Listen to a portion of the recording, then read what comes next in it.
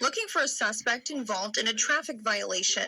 He said it was his friend that had just come by a few minutes before. That friend is seen here on the left side of this video, pictured in the camouflage shirt. The suspect that they were looking for admitted that was his truck, and he was involved in some kind of traffic altercation somewhere else. Roberson says from there, deputies began questioning him. He says for no reason. And the guy said it was his company truck. So one deputy was talking to him, and I was sitting there looking at these other two, and they kept on talking and talking. I was looking, man, I ain't got nothing to do with that. I don't know nothing about all what's going on. And I explained to them that, take him, and y'all get off my property. The truck's not on my property. Marvelyn Blair is a local attorney. She's representing Roberson in this case.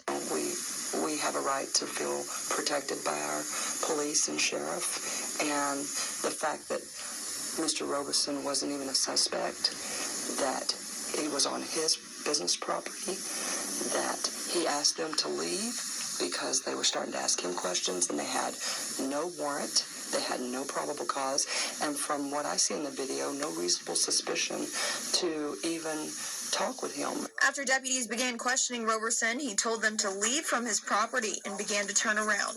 That's when Roberson says, and body cam video confirms, that things got violent. It's a horrific, traumatic event. These guys are military trained in hand-to-hand combat, and it's three of them that jumped me from behind. I find it very disconcerting that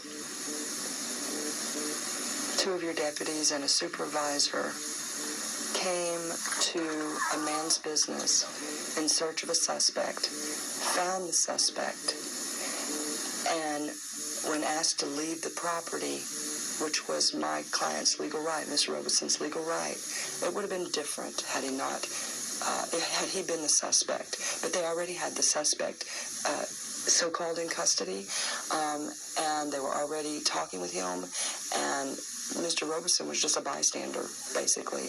From there, Roberson asked deputies repeatedly to call 911. Okay, I got a... Shut up. I need a doctor. Shut up. I need a nurse. I need an ambulance. I need an ambulance, sir. You can do my back. I need an ambulance. I need an ambulance. I need an ambulance. He says he had several internal injuries previous to this incident, and he now needed medical attention. When he says deputies did not call for medical attention initially, Roberson tried to on his own cell phone. That's when his phone was thrown and says it hit a windshield of one of the cars on his property. Then body cam video shows he was slammed up against another car.